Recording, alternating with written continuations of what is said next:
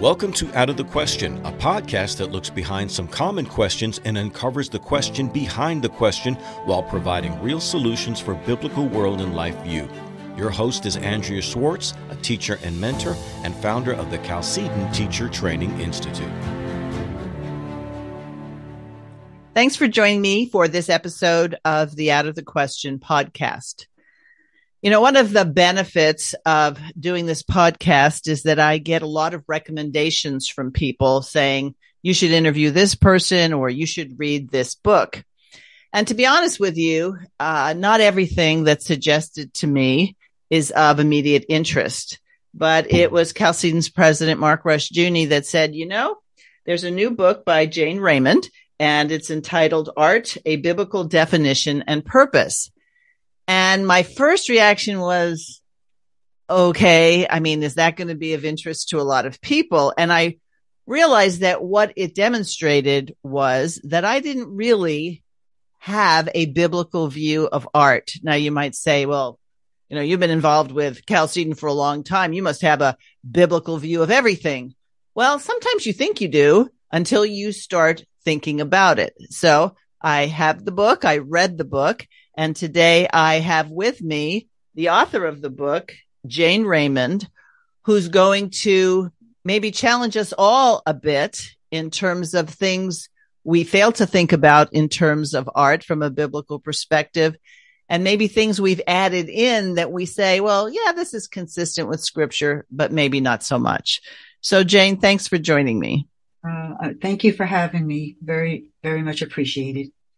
All right. So I'm going to start with a little story. Years ago, I got with my daughter a private tour of the de Young Museum. My husband had sold a car to someone who was a docent, and she said, oh, I would love to take your wife and daughter around for an individual tour. And so we got to the museum, and it had been a long time since I'd been to a museum. And at first you see a lot of the classical paintings, and it was really quite impressive and awesome. But I was approaching it from the point of view of I like this, or I don't like that so much, or this is pretty, this is not. And then we got to the modern art part of the museum, which made me laugh because, you know, you had pieces of moldy bread in a frame. You had art that looked like the shower curtains that I would never buy at Target. And I made the comment about, oh, that looks like a shower curtain. And I thoroughly insulted this docent. Our tour was quickly over. I actually thought she would think that was funny, but apparently she did not. And I really hadn't thought much about this until, as I said, I read this book. So Jane, start off with why you thought this book was important to write. Well, very much like yourself, I also was cringing at some of the modern art that I saw in my younger years while I was studying it. And I had always been an art enthusiast, and I always thought I would love it, but there was something inside of me that said, is this really art? And probably like yourself, we're all afraid to say, this is awful. Well, actually, no, you were very brave to do that. I think that was great. But most of us are kind of skeptical to say our opinions because we think we aren't artists. So what do we know? You know, but there's something inside of us that says something is wrong here. So, anyway, as I went through my, education years, my secondary and so forth, I focused in on graphic arts, which probably is the side that is less respected, if that's such a thing, as fine arts, because it's the commercial end of it. You try to sell things that maybe people don't need. You're trying to make graphic art that is appealing for people to take interest and then maybe buy a product.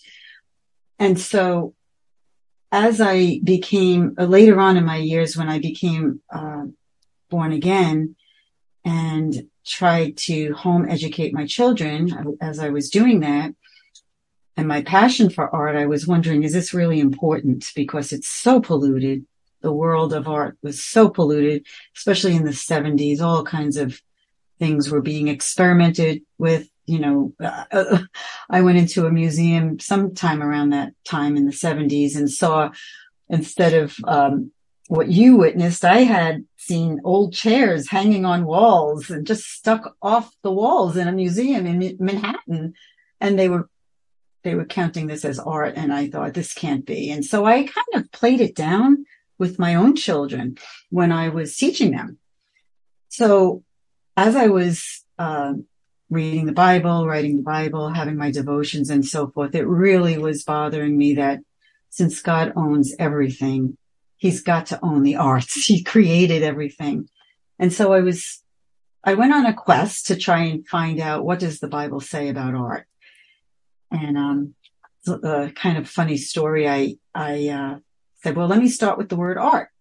So I looked up the word art, very basic, very simple. Mm-hmm. And I saw, wow, 400 and something times in the Bible, this word is used. And so I thought, wow, how did I miss this? So I looked up the first verse and there it was, Adam, where art thou? So I realized, well, I have a long way to go here.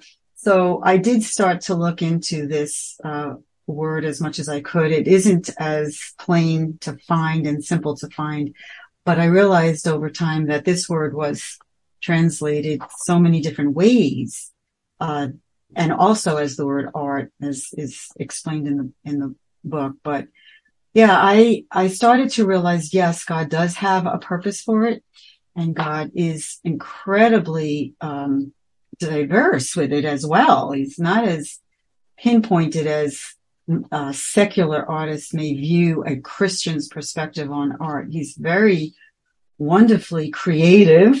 He created everything. But how do we as Christians use art and be artists in this sinful world was an interesting thing to me. So this is what I'm trying to share in the book. Okay. And I got to say that you went in areas that I expected. And then you also went in areas I'm like, whoa, I just learned something here, which is, I guess, as an author, what you want your reader to come away with. But let's talk about this idea of art. Cal Seaton, Rushdoony, coming from a Van Tillian perspective, originally would say things like there is no neutrality. And yet I discovered that I was challenged a bit by saying, well, okay, there's art and then there's, secular art and then there's sacred art. But as I went through the book, I realized I haven't really defined it. So since the subtitle is a biblical definition and purpose, start off with how you say that the Bible defines art, or how we as believers should get our definition from God. Well, when we define any word, first we'll look up the definition, that clinical definition.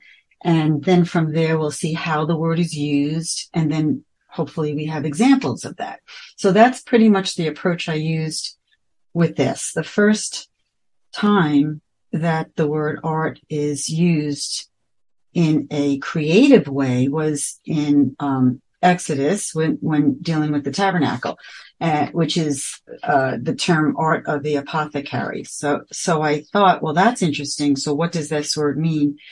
And as I searched out that particular word, and I know I'm probably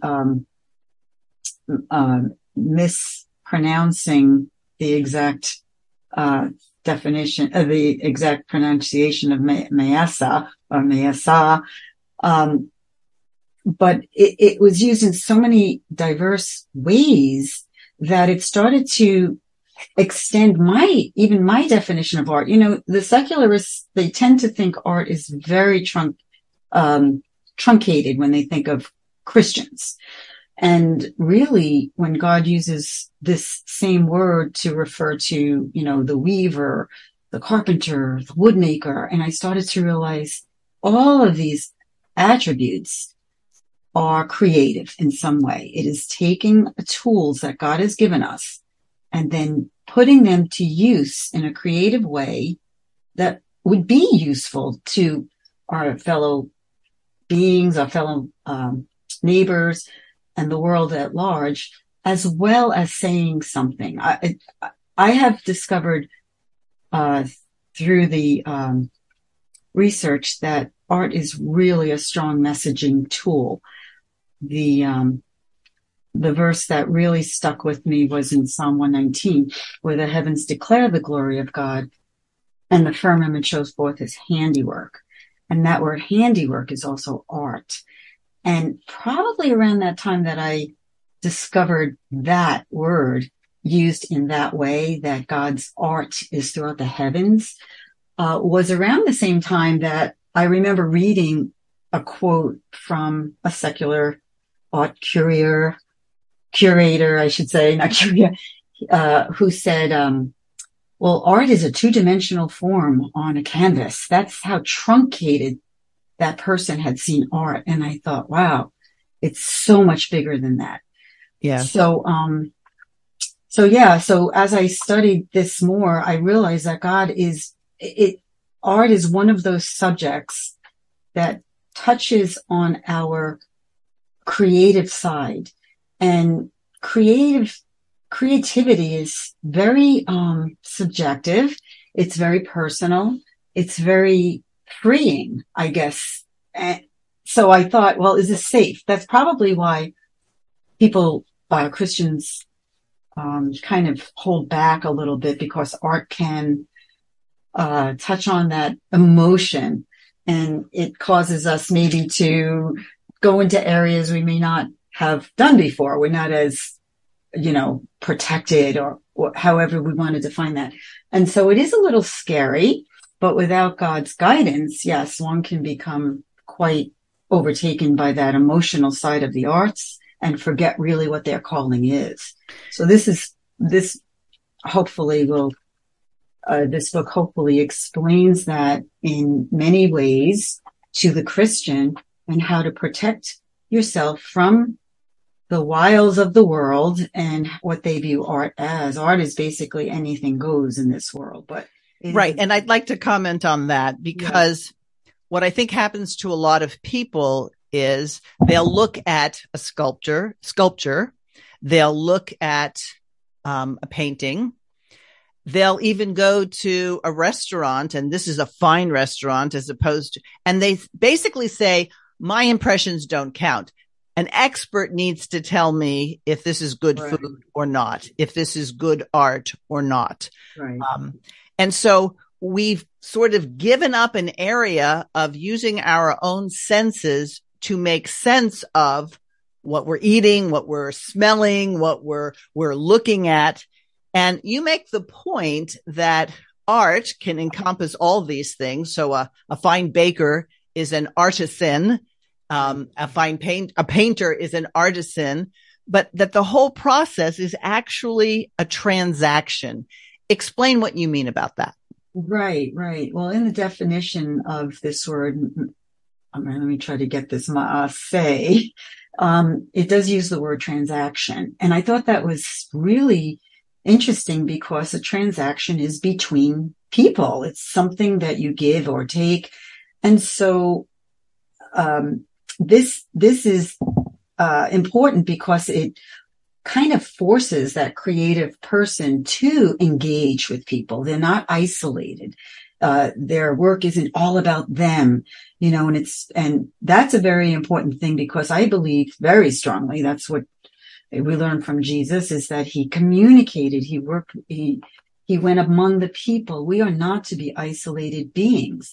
And so many artists, whether in the visual arts world or especially performing arts, they're very secluded and among themselves. And so that's an important thing, where it is a transaction. We do something for something or for someone else or for some kind of purpose. So yes, did I answer your question? Yes. So if that's the case, then we have to say, is what we're transacting or what we're receiving of value? Is it good? Is it pure? And again, these things have to be defined by God. Otherwise, we're, all relativists, that good is what I say it is, bad is what I say it is. And I got to thinking of probably a famous modern artist, Jason Pollock. And I remember seeing a film about him. And really what he did is he threw paint, it appears, on a canvas and could sell it for a lot of money. And as a matter of fact, the Babylon Bee did a spoof on that just recently, that somebody went into a gallery and vandalized a Jason Pollock piece of art, but nobody could tell because it looked just like whatever he'd produced previously. So does art have a requirement, or is it inescapable that art will communicate something? Well, the first thing it communicates is about the artist himself, right?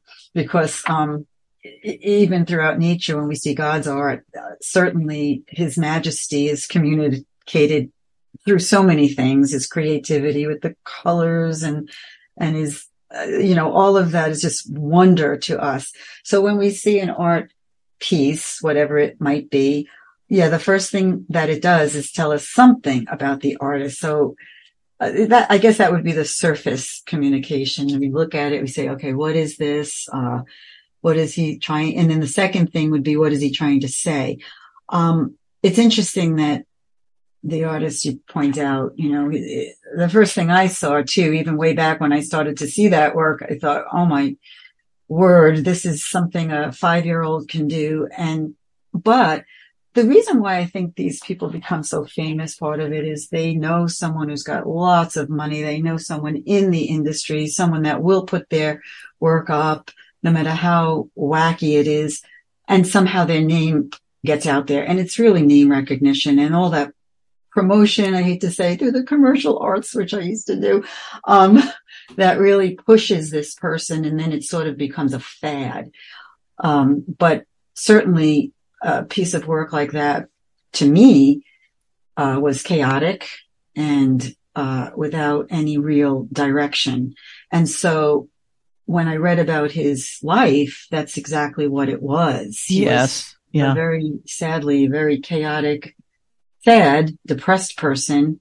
And he died that way too. So it was just a reflection of the artist and what it does for mankind.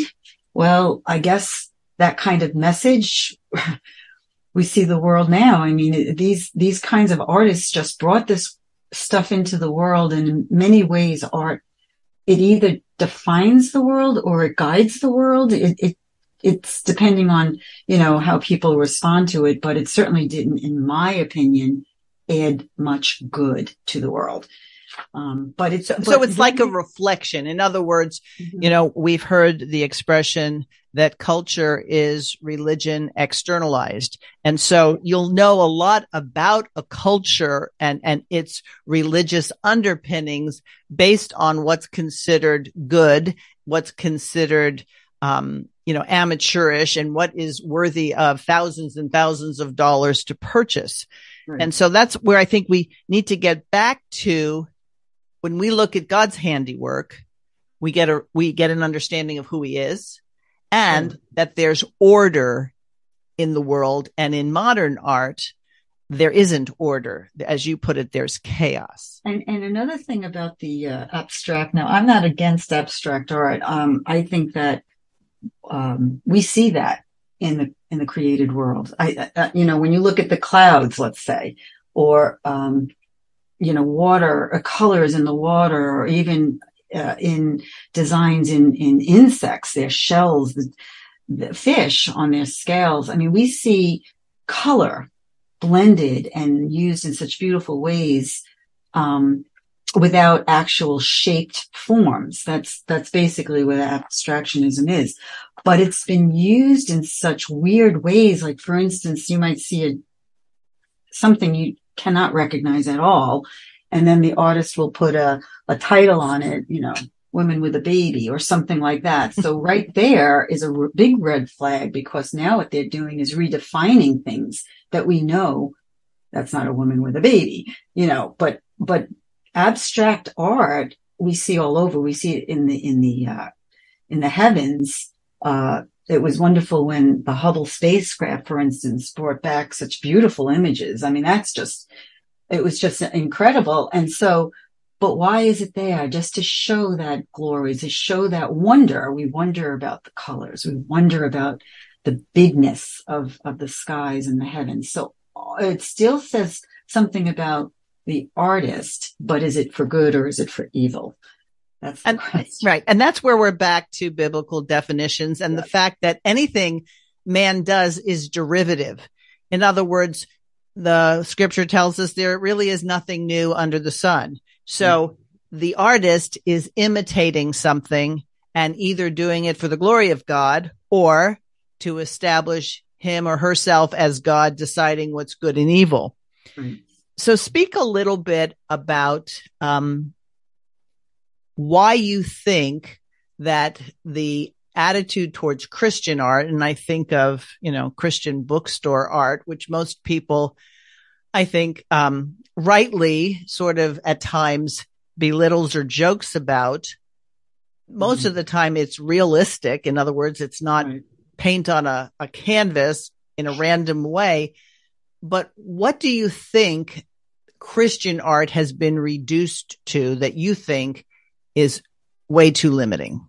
Yeah, I think that many times when people in general think Christian art, they think Bible stories only,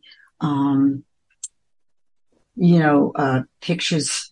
I shy away from pictures of Jesus. I think that's very, questionable, but that's what they think of when they think of Christian art. Something to do specifically with the Bible.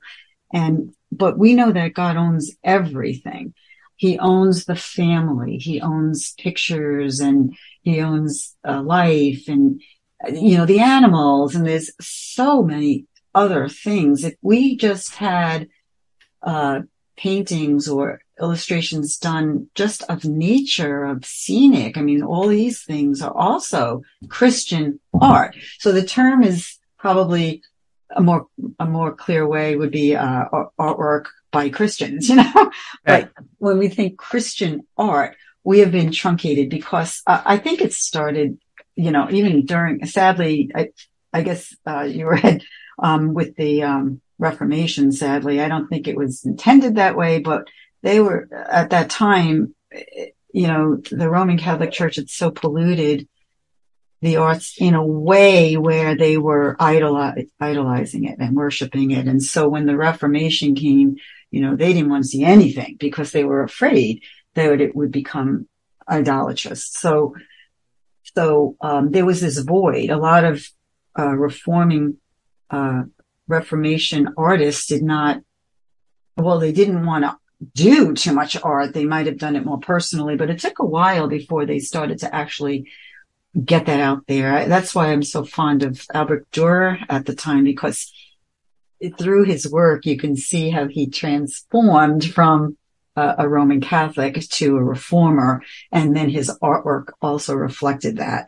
And it's interesting how he went from the halos and the Virgin Mary pictures, and then to more everyday people. He would paint the peasants and just a life to get that out there. And so, I think that was part of the problem, is that we truncate artwork by Christians as to only depict stories from the Bible as opposed to stories all throughout creation, all throughout the world, about life, which is Jesus, is life.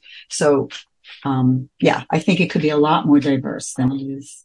Right. Now, wasn't he the artist who has the famous picture of the blind leading the blind going into a ditch? I believe so, but he's very known for his praying hands. Oh, okay. Okay, you must have seen that. They make all kind of kitsch things, they'll do, necklaces and little beaded things. You can find those praying hands, which is incredible, because even those praying hands he had sketched of, I believe it was his mother. And, it was just one of his sketches. It wasn't even a painting. And, it was preserved and copied in so many different ways, but look how long ago that was. He was in the 1700s, early, just when 1500s, when Martin Luther did his thesis. I mean, that's how long ago this artist lived, and yet he was such an impact. But he was a great example of what art could be used to glorify God.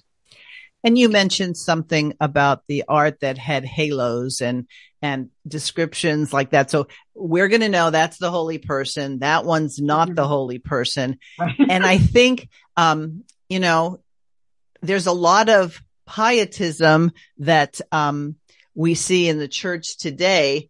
And I think in a lot of ways, it might be more comfortable with seeing art depicted that way than art that would show, for example, the wages of sin is death.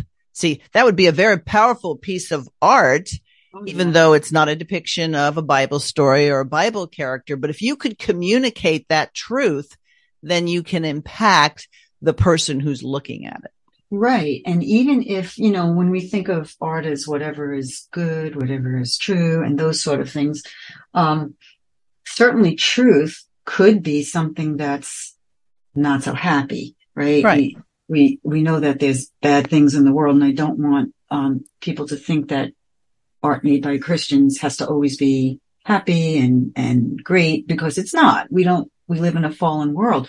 But wouldn't it be wonderful for artists to somehow, if they have to depict some sad thing or some uncomfortable thing, that we have a little bit of hope in that piece of work? I know that there are secularist artists that are in pain. They don't have Christ, right? So they may be reflecting things of their own lives or what they've seen and have no hope in that. And that's sad, because if they did have that hope, maybe they would have that little glimmer of hope portrayed in their work, which then could benefit others as well. Yes. So if we're supposed to think God's thoughts after him, then we say, okay, as creatures, we're going to do our best to depict what God has revealed.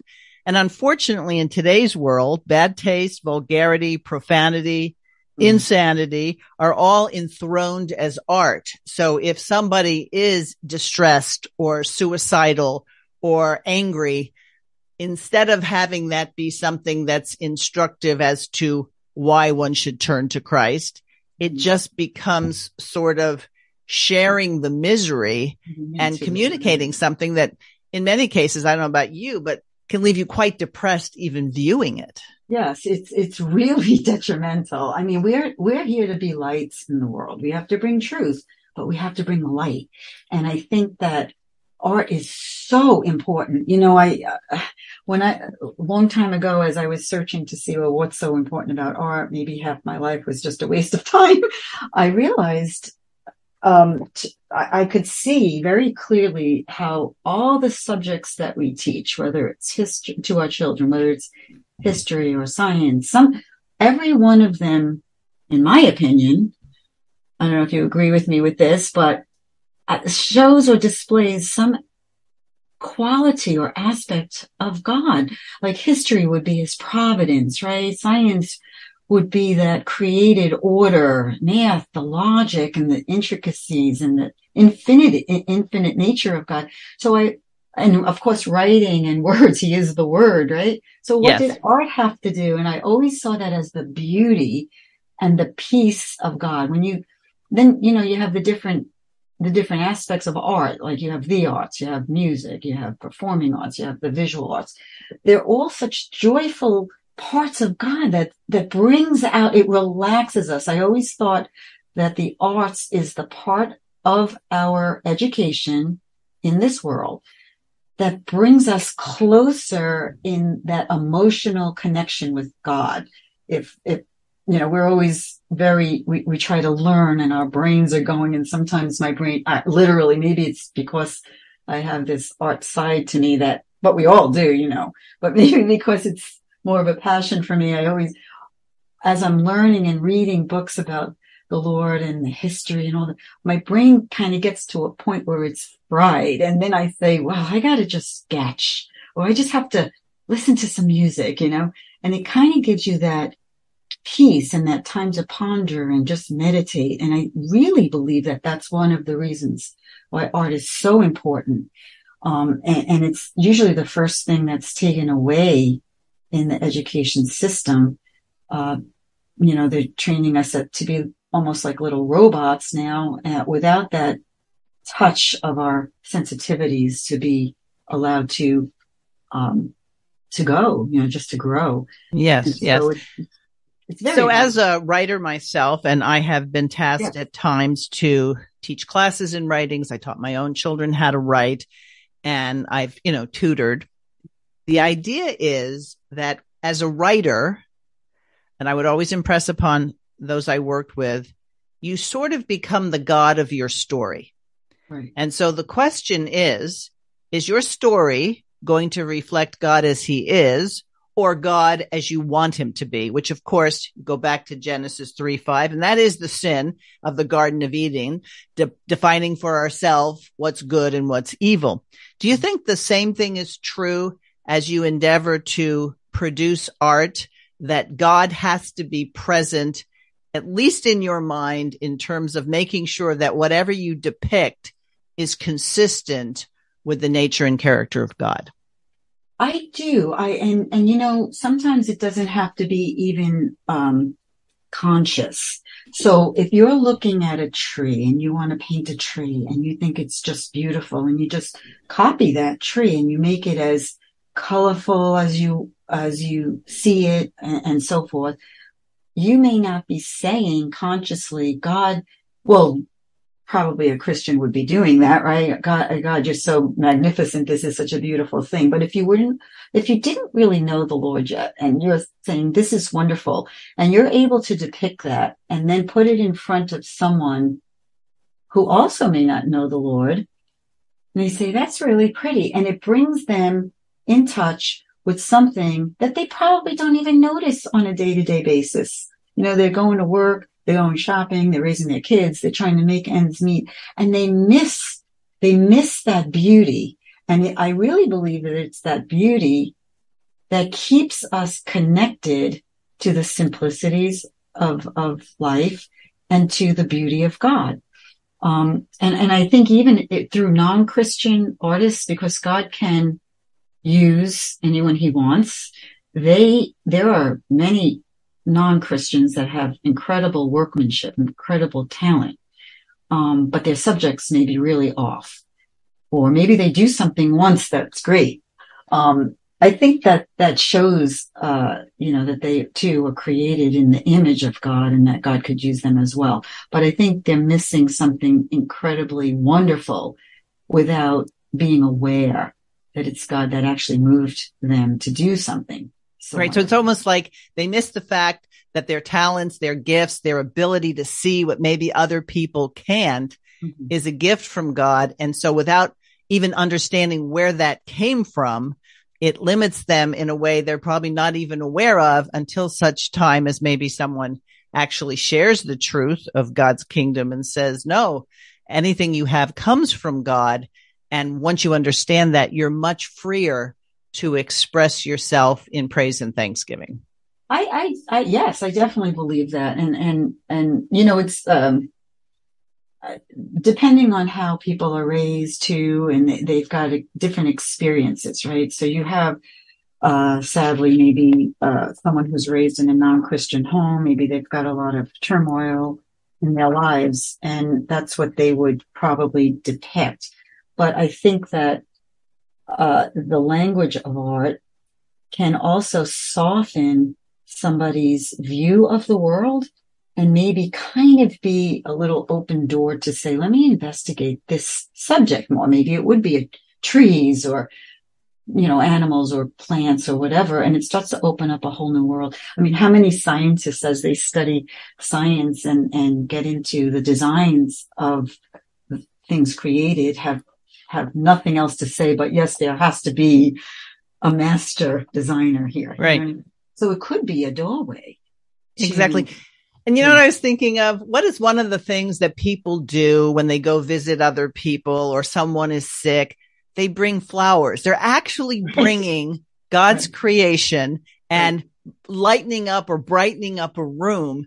And so when the artist captures that on canvas, he's not doing secular work. He's doing godly work in as much as he's reflecting the glory of God. And he may not even know it, right? Right. So to God be the glory, right? Right. They still need God, right? We need exactly, whether they know it or not. Yeah. Right. So, I go back to one of Paul's epistles where he says what we should think about, what we should consider. And we should consider that which is true, honest, just, pure, lovely, of good report, virtuous, and worthy of praise. And so it seems to me that anyone from the time they're a child and you tell them to draw something, or they discover they have talent and they want to use it for commercial purposes, which Jane, I don't think is wrong, depending on what you're trying to promote. But whether you're just doing it for your own satisfaction or, to de-stress your life, those are the governing principles, which not only should govern art, but should be governing what we watch, what we listen to, things like that. Yeah, absolutely. And that's a good example of how the emotion draws us to one thing or another. We're always battling our sin natures. And so, you may like that, devious murder mystery. And my eyeballs, I can't even, it just gives me nightmares. So I don't do those things at all, but someone it may not affect at all. But as far as a Christian to portray things, it's really important to keep all that in perspective. That list is, each one of those words means something unique in that list: true and honest, just, and so forth. And with respect to the arts, even if we as fallen human beings can reflect part of that list or one of that list, I think it could be used of God to do great things. And if we just stay on the track and stop falling prey to what's going to make us known and what's going to make us money or our work be loved, as long as God is pleased, that's what we need to remember. And we will be fulfilled in our hearts by doing that too, if we're walking with with Jesus in him. Right. And so, and that's all that matters in the end. I mean, all this stuff is going to, burn one day, and it's only the beauty that we can leave behind to help others see that. Right. It's funny that you should say that. Back in the day when my youngest was still living at home, God blessed her with a beautiful voice, and I encouraged her singing and got her good training so that her vocal qualities would be able to be developed, right? Because we're supposed to pursue excellence. And so where do you take a 10, 13-year-old person to perform? Well, she would sing at church, but we would go either to fire stations or retirement homes. And, we had this little karaoke box so I could have a performance track and she would sing. Mm-hmm. Well, Jane, this is what people would say. Oh, you're wonderful. You should go on American Idol. Oh, you could be on Broadway. And I would always like to say, excuse me, we're Christians. We're not going to go on American Idol. Thank you very much. But they didn't think it was valuable just for them. I said, no, you see, it's valuable what she's doing because you're enjoying it, that we tend to have a dollar sign that says, oh, you're good. Therefore, you could be famous. Therefore, you could make money, as if making a number of senior citizens feel better wasn't good enough. No. And that's the real big temptation in this world.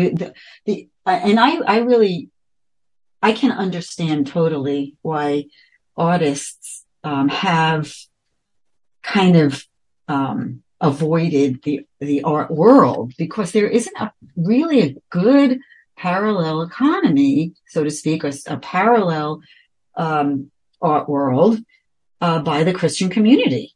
We just, sit back and kind of get involved with what's there, and it's really ruined so many wonderfully intended artists, and they fall prey to that. I mean, the temptation is very great. It plays on our emotions. Oh, it's a wonderful thing when your work, whatever it is liked by others, right?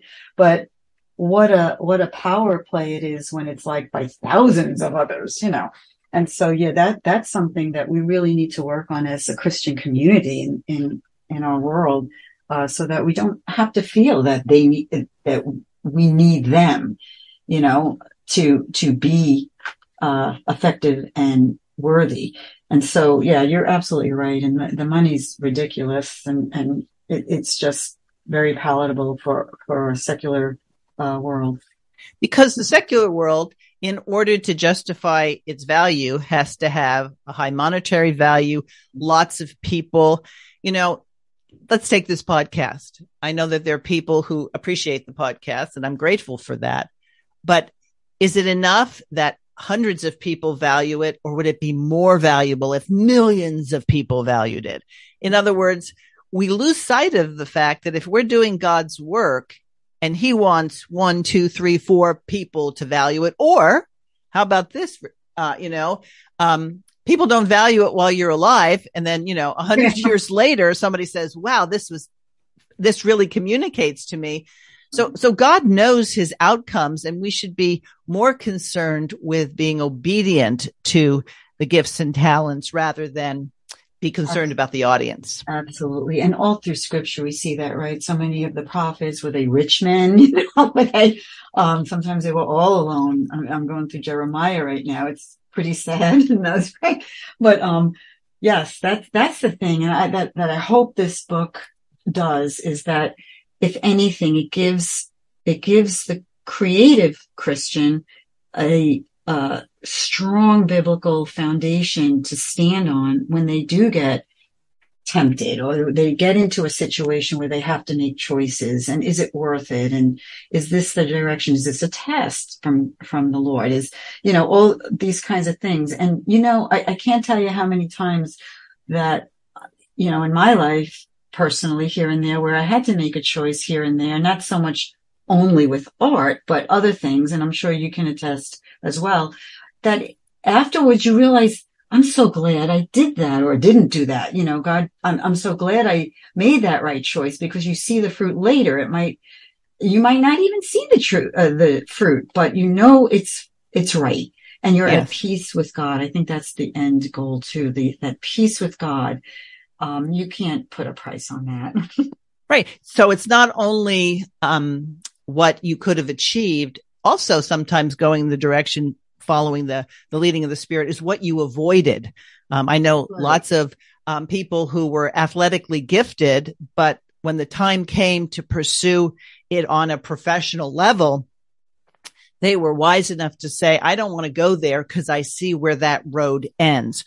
So their talent was valuable for the time they learned things. Maybe they gave others enjoyment watching them. Mm-hmm. But we have to really have a God perspective that says, let God be responsible for the outcome. Let us be responsible for doing things excellently. Right, exactly. So, recently we have this little thing, gallery going up. And so, well, actually it's up. It's not finished though, but, so I had one of the local people walk in, and we want to do a thematic thing 1 or 2 months in the year. And so right now it's just a little bit of different local artists, and my passion is calligraphy. So within the pictures I do, I'll have wording woven in there. It's not very blatant there. It's just, you have to kind of look for it. And so, this man came in and was looking at one of the pictures, and he's turning his head sideways. I knew he was reading it. And he's looking on his phone to see if that scripture was in there. And then he said, well, this is interesting. And we had a great conversation. I said, yeah, the Lord talks about everything, doesn't he? And so he said he does. And it was just such a great natural way to open up the scriptures without, preaching. People just, when they don't go to church, that's one of their biggest fears. They don't want to step into a church and be, quote, preached at, which is kind of, twisted, but so how do you connect? Art is an incredible connecting tool. And I just hope and pray that Christians that have any kind of creative juices flowing, and they want to get into something, but they don't know, how to be taught or where to start. This is a great reference, and to help you get your mind thinking properly, and then go out there and be unafraid to say, this isn't art, this isn't good, or this is good, or, and then use that as their ministry. Yes. So let me say a couple of things about the book, which I would recommend to homeschoolers or Christian educators in general, in terms of teaching students who may not know or consider themselves artists, things to look at and about. And maybe these are things, Jane, that appear in other books, but I haven't been to those books. So I'm going to remember that you introduced all these things together for me. You basically pointed out that in terms of visual art, there are things to consider, like the source, the light source, the form. What values are there in the colors that are being depicted, the shapes, the textures, what perspective, what point of view is being assumed in terms of what's being done, and, the choice of colors and position. And I've discovered that as I went through this and I start looking at either people's photography or looking at some of the classics, having the appreciation to, yes, look at it in total, but then look at the individual thing. So yesterday I was at an appointment, and I was looking at this picture of a ballerina, and I was up close with it. And I thought, now that's really interesting. I mean, after having read your book, that's really interesting how the artist used texture there on the ballerina's dress, or how the body and how her arms and her legs reflected her musculature and such. And I thought, wow, okay, I really have learned something from this book. Oh, that's so exciting. Well, the thing that was so, even for myself, as I was studying over the years, that every art principle that we learn in school, and that's not a bad thing to go to a secular school to learn a technique. It's when they start teaching you composition and trying to define your own style, might be different than their style that they're trying to force on you, but technique, how to use a pen and ink, how to use the paints, those kinds of things. All those principles are actually seen in nature, and nothing comes from us without beginning with God, right? Yes. So all these art forms and the principles are found in nature. And yeah, we could see when someone uses all those principles perfectly, then it looks like what God did, right? Yes. But what we do in our world, we may not be so detailed in the texture, but we might be more detailed in the color. And so that's not a bad thing. That's what's inspiring. That's how we're being inspired. But again, it goes back to motive, and it goes back to the message. But it's wonderful when you can see, like you're doing, and kind of be a little bit more. Now you're an art critique. You can spread in what's bad. So. Right. And I think when you say you can be an art critic and whatever, we all are critics, right? Mm-hmm. We all judge things. The question is, do we know what we're talking about? I think what your book helps us do is go beyond, I like that, I don't like that, as if that's the final description of something that's good or bad. And then if somebody who has lots of letters after their name and shows up on television says that's terrible, ooh, maybe I'm wrong. Maybe I should agree with that person. No, art and the fine arts in general are all about our senses, right? Our eyes, our ears. I suppose when we look at culinary art, what things taste like, or when you look at perfumes or oils and things like that, our sense of smell. And then, of course, when we're in environments, even like the furniture we pick, somebody has depicted this and either made it comfortable or uncomfortable, that we're not supposed to deny our senses. What we need is our minds renewed so that we're not deceived through our senses. Yes, we have to know the why behind it, right? Yeah. And why do I like this? Why don't I like it? Is it playing on a wrong side of myself, or is it encouraging a good thing. And, art, is very subjective. You might like red, I like blue, that kind of thing. But there's your neutral part. It's not, color in itself is not bad. So that's not bad. So when within those art principles, within the texture, within the colors, within the value or the lighting and so forth, it's not wrong or right to have the lighting in a different area or a different color, that kind of thing, because right. the basic principle is good because God created it. But it is a powerful thing when you can know what's right and what's wrong and the why you feel that way. That's true. So yeah, I hope this gives that confidence. Just on one note I wanted to mention earlier is, everyone loves, I would think, the artwork of Norman Rockwell, right? So he would make these beautiful depictions of family and just fun things in life and things like that. Well, he was hated among the secular because it wasn't, they called it not, it's just an unrealistic thing about life, But right. What's so ridiculous is, you look at a Picasso, is that realistic?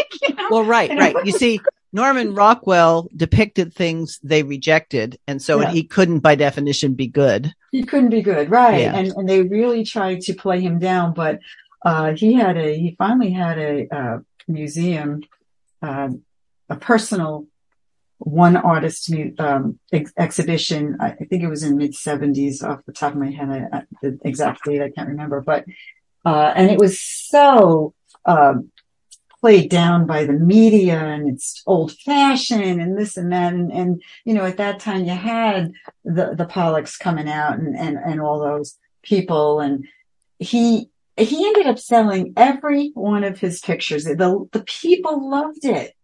Yes. I think one or two pictures weren't sold, and it was all because they needed to be reminded in the crazy, that the war was going on. There were crazy things going on, as there always are, I guess.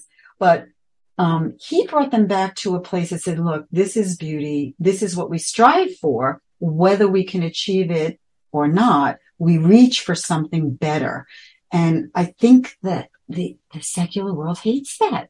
So but the people love him.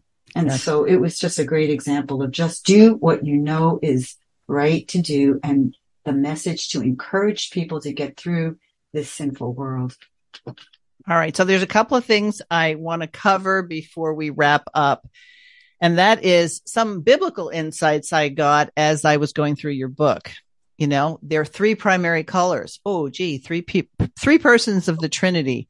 All other color derives from combinations of these colors. So I had the sense of, yes, it's derivative. Even color is derivative of the three basic colors that God has created. Right. Isn't that incredible? Yeah. And then the idea of whenever you look at a painting, you always need to figure out where the light source is, right?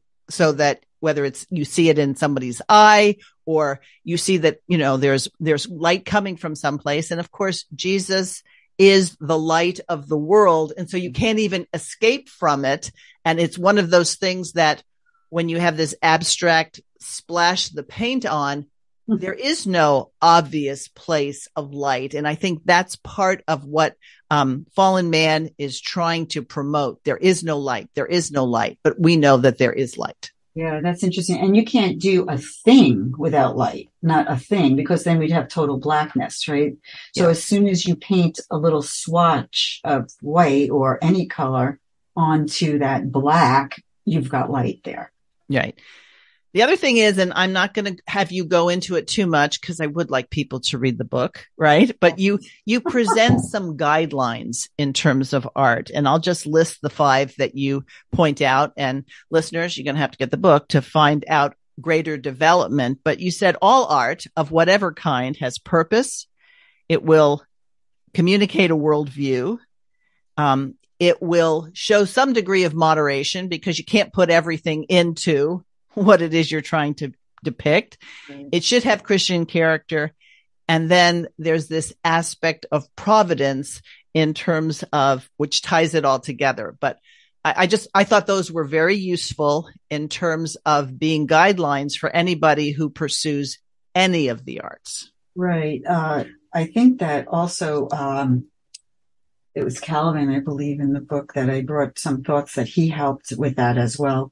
The providence is great. What is it going to leave? Or how does this show God's actions and so forth? Now, as I mentioned earlier, you have narrative art too that tells some sort of story, but even in replicating something that has inspired you, we learn so much. But there is a respect that we have to have while we do the art. That isn't just, if we're going to put it out there in the public, that's something that is done with care and consideration for the purpose and that moderation and the Christian character. It all should reflect in some way. Right. Exactly. Yes. I'm glad that's nice that you got that out of there. Okay. No, I did. And of course the book will now be of no value to anybody else because I marked it all up in terms of having, to be able to have this discussion. But the last thing I'd like to focus on is your pilot project of this gallery.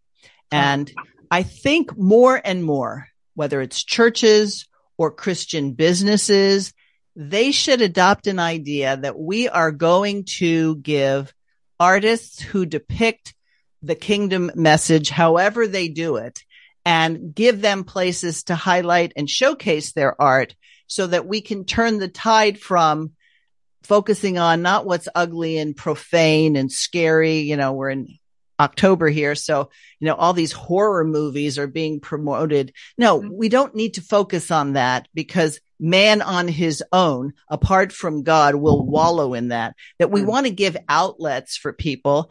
And, you have wall space in your church. You have wall space in your business. Give an opportunity for artists who are really trying to glorify God in their work.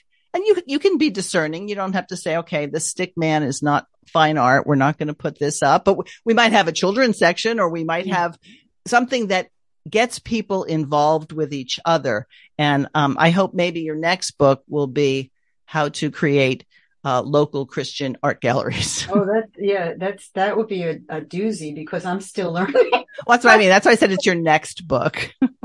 We only had it, I guess, open to the community for 2 days, and already I'm not rethinking things, but I said, I didn't think about that one yet. And there's the borderline artist, I guess I could label that, where she has no idea what she's doing as far as God's acceptance, but yet some of this stuff might is acceptable to a point, but now how do I tell her all the rest of her stuff is fine?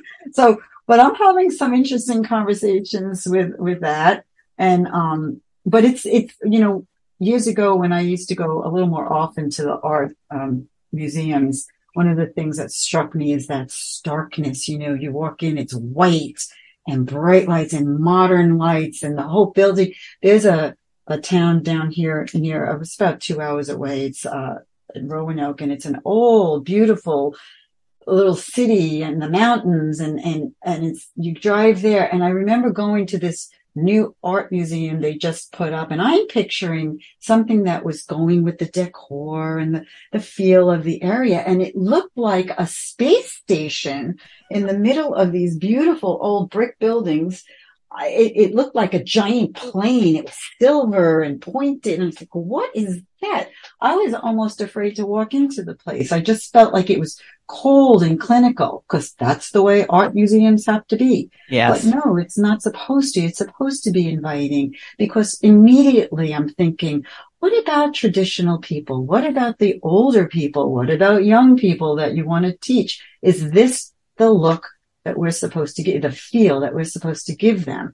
So I walked in there, high ceilings, lots of glass windows, and it just was very, to me, not warm. So that's how I wanted to do this little place. It's an old building. We we redid. We have the old wood floor there. We're doing, the ceiling is original, and we have this warmth, old colonial kind of look. And, yeah, so I'm not taking just quote unquote Christian artwork. I would like to allow art from others. And if their work is, taken or rejected for some reason, that will present conversations. Exactly. On my website, which I hope to get together soon. That will explain our philosophy. And so I look at this as a great connector between the church, the faithful church, and the community that will never set foot into a church, or at least not originally, and maybe as a result. Right. Right. And there's so many opportunities you can do with the arts in that way. So yeah, I hope. Exactly. Okay. The name of the book is Art, A Biblical Definition and Purpose. Its author is my guest, Jane Raymond. How do they get a hold of it? Well, they can go on the New Geneva website, which links to it. I hope to have a website up in the next month, which, that's a long story. But anyway, so that website would be newgeneva.us. Can they get it on Amazon yet? No, it's not on Amazon. So the book that you can get it right there through our bookstore. Okay. And yeah, I hope to have a separate website for that, and it is through Bowker. I've heard that the Bowker ISBN corporation there has it listed, so I don't know if librarians know about that, but okay. Yeah, so you can go through the website, and also I guess you can email me directly, but I don't know if you want. Yeah, sure. Absolutely. Okay, so otherwise, people are going to email me, and then I'm going to have to ask you. So tell them how they can reach you if they want to have a conversation. Yeah, well, that's an easy email. It's just called artshouldmatter @gmail.com. And I'd be more than happy to direct you to the book and any conversation you might want to have. Well, very good. Well, listeners, I encourage you to get it. It's, I like to cover a wide variety of topics because nothing is outside the jurisdiction and domain of Christ Jesus. And like I said, I learned a bunch, and I think you will as well. Jane, thanks for taking the time to join with me today. Angie, thanks so much for this opportunity. I appreciate it. Very good. Listeners, as always, you want to reach me, outofthequestionpodcast@gmail.com. And I'll talk to you next time. Thanks for listening to Out of the Question. For more information on this and other topics, please visit chalcedon.edu.